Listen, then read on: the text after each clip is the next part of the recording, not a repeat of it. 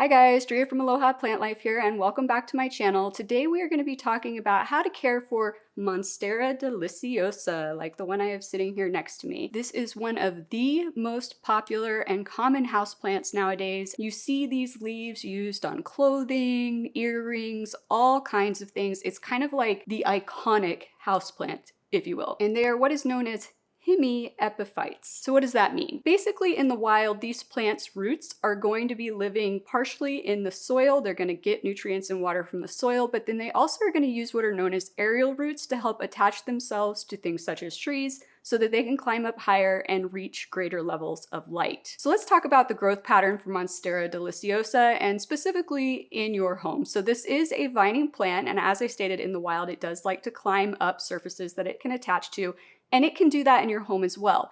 Mine, however, I like to keep in this bushier appearance, so I'm not letting it grow upwards at all. But if I wanted to, I could put a moss pole in the center of this pot, or anywhere in this pot really, and let this plant attach to it with its aerial roots and start to grow upward.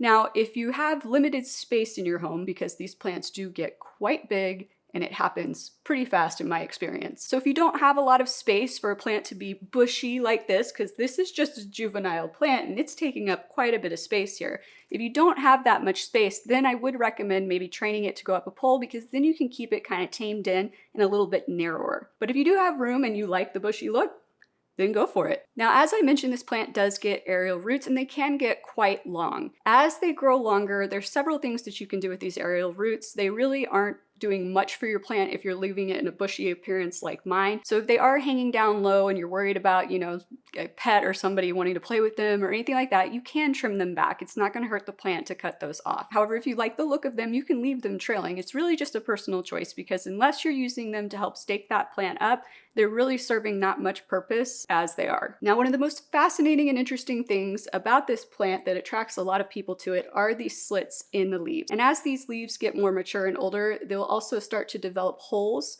close to the main vein running down that leaf. Now, like I said, this is a relatively immature plant, so we're definitely not at that point of having the holes as well, but we do have the slits, and these are known as fenestrations. And this is a biological adaptation that this plant has developed over time to combat winds. So if you've ever owned a banana tree or seen banana trees in the wild, you might notice that their leaves get ripped up fairly easily whenever it's super windy outside. So basically, over time, what this plant did to combat that happening was it developed its own intentional tears in the leaf, if you will, so that now the wind doesn't have as broad a surface to catch this plant's leaves and potentially rip them apart or tear them off or snap a whole stalk off. But Monstera don't have these fenestrations until they start to get a little bit older. So if you can see down here, this is a baby leaf, one of the original leaves, and it is just heart-shaped, no fenestrations, no holes, nothing.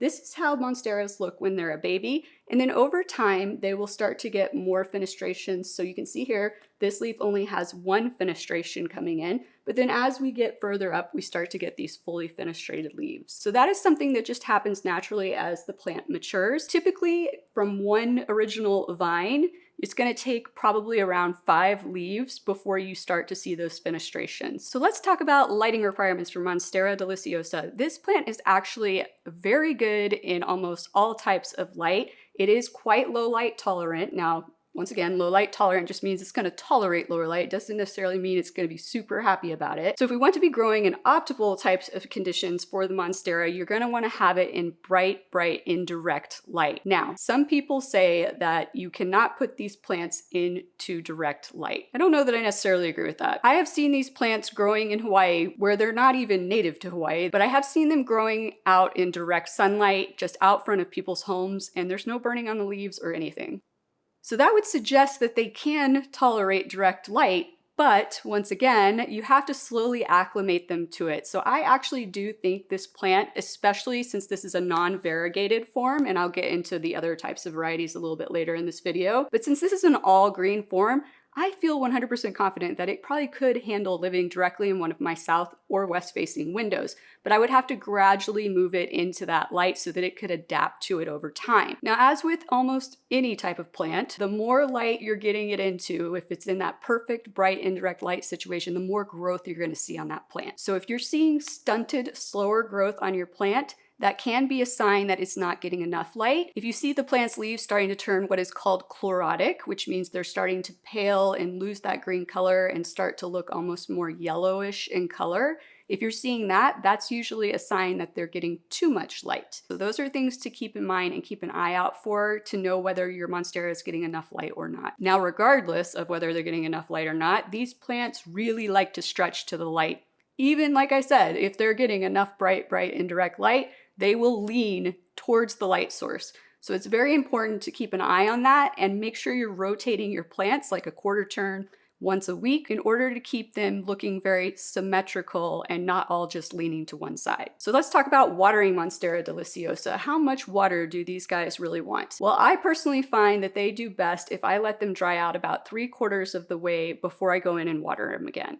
But you will definitely know pretty quickly if you have waited too long to water your Monstera, because these leaves that are very firm, as you can see right now, I mean, it bounces back up when I try to curl it really quickly. These leaves will go much softer and start to droop. So if you're seeing that, that's definitely a sign that you need to go in and give your Monstera a nice good drink. Now, another sign of underwatering can be yellowing leaves, but just remember, underwatered yellow leaves are going to be drier and crunchier than overwatered yellow leaves.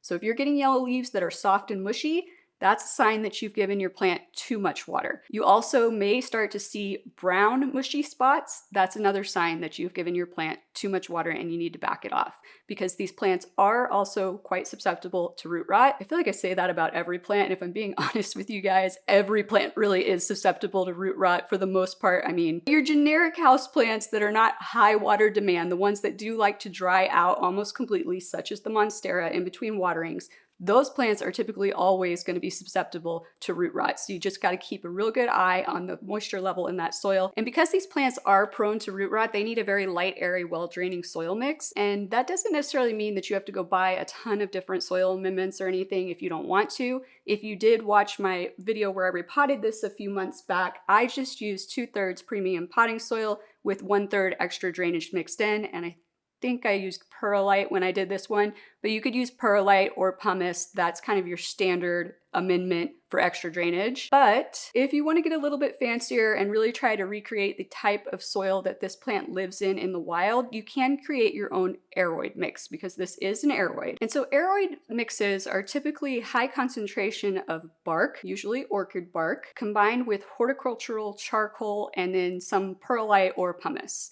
So a good idea of ratios for you would be something like 5 parts of that orchid bark to 1 part horticultural charcoal to 1 part perlite or pumice. So no actual potting soil in there, because these plants in the wild are used to living off of all of that stuff that has fallen down on the forest floor, and then they're actually climbing up the bark of the trees. That bark is probably falling off to the ground, and that's mixing in at the bottom where those roots are rooting into the ground. So if you want to, you can buy all of those separate ingredients and make your own custom soil for it. And honestly, that is going to be like the airiest option. But if you can't afford to do all that, or you just think it's too much hassle, you can just do that 2/3 premium potting soil to 1/3 perlite or pumice. So since I did just mention that I recently repotted this plant, let's go ahead and talk about repotting. So I would check your Monstera once a year just to see how things are looking. But to be honest, you may not need to actually repot it depending on the age of the plant and how fast it's growing, except for maybe once every 2 years.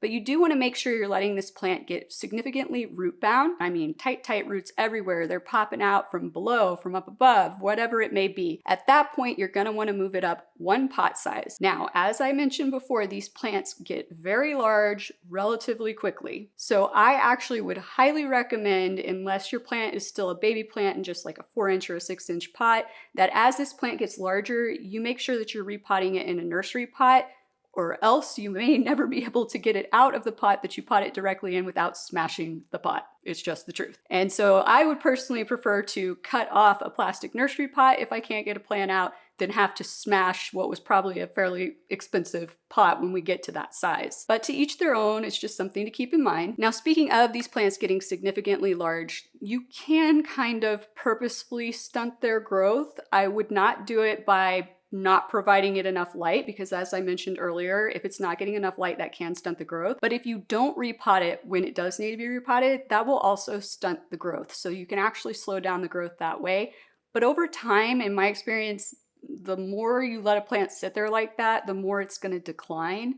And so eventually you're going to have to repot it, but you can also be cutting it back here and there along the way to kind of help keep it into a more manageable size. And we will get into propagations here in a little bit. And that's what I would do with those cuttings when I was pruning it back. So temperature, what type of temperature does the Monstera like? So I find that they do best between 65 all the way up to even like 90 degrees. So I'm not really concerned about the plant being too warm in my house, as it were. But as I just stated, 65 is kind of that bottom range for this plant. If you go below 65, it might be able to handle it for like a brief period of time, but not on a consistent basis. So that's just something to keep in mind. And as always, remember to make sure you're not getting your houseplants in direct drafts coming from a heat vent or from an air conditioning vent. So from temperature, let's go into humidity. They are native to tropical environments. I know they would love to have super high humidity, but they have done fine for me and pretty much everybody else I know who owns one in just the general humidity in your home. They seem to be highly tolerant of various humidity levels. So fertilizing, how often do you need to fertilize these plants? Well, these plants are quite a bit larger leafed and just larger in general, as I mentioned, than a lot of other houseplants you may own, and they do grow relatively quickly. Mine did continue to grow throughout the winter significantly. I got tons of new growth all throughout the winter. So I fertilized all through the winter. I'm still fertilizing now. But now that we're moved into the growing season, I've actually kind of picked up how often I'm fertilizing them. So throughout the winter, I was doing it once a month, just like I do standard with most of my houseplants. In the growing season now, which once again, I don't really like to use the term growing season when talking about fertilizer because mine has grown year round. But now that we're in what is traditionally called the growing season, which is spring and summer, I have changed it up to do a diluted mixture of liquid fertilizer once every 2 weeks. Now, as far as what type of fertilizer, when we're talking about NPK, I find a balanced fertilizer works well, just a 10-10-10. You could go to a 20-20-20, but you could even go up to say like a 20-10-10-10, where the nitrogen level is just slightly higher because nitrogen levels, when they're higher, tend to support foliage growth a little bit more. And this obviously is a plant that is prized for its foliage. And because these leaves are so huge and gorgeous, they also attract a lot of dust. So just make sure that you are cleaning these leaves off at least once a month, because if you let that dust build up too much, that can attract pests. So let's go ahead and talk about the types of pests you might see on your Monstera. Monstera tend to be a bit of a thrip magnet. So thrips is one of the #1 thing that you might see on your Monstera if you already have thrips somewhere else in your house. Thrips typically don't seem to, at least in my experience, spontaneously occur in my home unless they were brought in unknowingly on a plant, versus spider mites, which seem to just pop up out of nowhere like they just are created from some special mixture of magical components that combine at the perfect time in the soil to allow them to come into being. Okay, I know that's a little bit ridiculous, but that's how it feels sometimes. And this plant is also prone to spider mites, also mealybugs. Those are kind of the top 3 I think you're gonna see: thrip, mealybug, spider mite. So always just be making sure you're paying close attention to both the top of the leaves and the bottom of the leaves whenever you're watering the plant and keeping those leaves nice and clean. Now, if you do get pests such as thrips and especially spider mites, it is a little bit trickier in my experience to get rid of them on plants that vine like this, because there's just so many crevices down here where the vines are coming out and the new leaves are developing for those little pests to hide. So you're going to want to make sure that when you're treating this plant for pests, that you're getting everywhere you possibly can. But to be honest with you, preventative maintenance is going to be your best bet here. Try to prevent it from getting pests in the first place by giving it a monthly preventative spray down with whatever type of preventative spray you like to use. So I mentioned propagating before. Whenever you're pruning your plant back, if you need to prune it back, it's the perfect time to propagate as usual.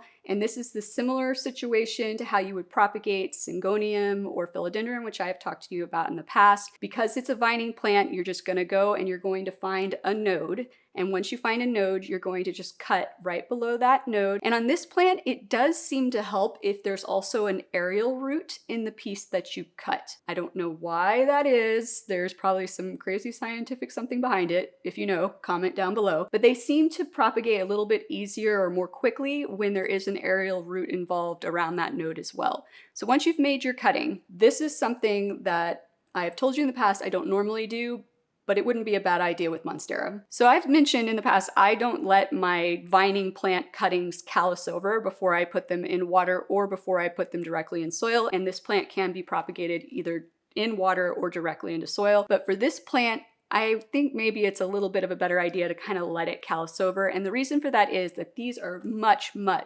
thicker stems. And by the way, guys, I always say stems. These aren't really stems. This is really what's called a petiole. But I feel like stems is like a more common term that makes more sense to most people versus being super scientific-y and constantly calling it a petiole. But just so you know and can impress other people, this is a petiole right here. This is not a stem. Technically, the stem is just the very base part that is going into the soil of your plant. Fun facts. But because this is such a thicker plant, I think you might benefit from letting it callus over, and it really shouldn't take you more than a couple hours. Just set it somewhere on a clean surface in your kitchen or something and just let it sit there until you see the end where you cut start to get hardened a bit. Then you can move it into water and let it root there. Once it's developed the roots, move it over to the same type of soil mix we mentioned earlier, or you can take it directly into that soil mix from your cutting. A lot of people also like to do it directly into sphagnum moss. I personally don't like to use sphagnum moss because it's not really a very sustainable ingredient. That's a whole nother video. But if you wanted to do it in sphagnum moss, you could. Now, while you are waiting for roots to develop, whether you've gone straight to water or straight to soil or to sphagnum, you're going to want to make sure you've got it in bright, indirect light. Now, another thing to think about when you're propagating is if you're taking a propagation of a leaf that's already fenestrated, then the next leaf that comes in on that propagation should also already be fenestrated. Versus if you're taking a propagation of an unfenestrated leaf, such as this one, the next leaf to come in is not likely to be fenestrated. So just keep that in mind when you're choosing which leaves to prune back and propagate. Toxicity. It is important for me to point out to you guys that this plant is mildly toxic. So you do want to make sure if you have pets that are prone to chewing on your plants, or if you have small children that are crawling around and might be tempted to grab on and chew on a plant, that you are keeping these plants out of reach of those pets and children. But this is a gorgeous plant. I feel like everybody should have one in their home if they're able to. And there are other varieties of this plant. I'm sure the most popular one you've heard about is the Monstera albo, which is super popular, super expensive. But the care requirements for that one are pretty similar. You just have to be a little bit more cautious with the albos in terms of lighting because the white part of the leaves is more susceptible to burn. There's also the Monstera Thai constellation, which is a variegated variety, and that type of variegation is a little bit more stable and it's nowhere near as light as the albo, so it's a little bit more tolerant of the brighter light situations. But they all have the same basic care requirements with the exception of you just need to be a little bit more careful with the lighting. Once again, if you don't have enough light on your variegated plants, you could start to lose that variegation. So that's another thing to keep in mind. But absolutely love my little juvenile Monstera over here, which is not going to stay juvenile for long. As I mentioned, we're putting out tons of new growth on a regular basis. But comment down below and let me know what kind of Monstera you own, and I hope you guys have enjoyed this video and found it useful. If you have, please click that like and/or subscribe button down below, and I look forward to seeing you guys again next time. Aloha!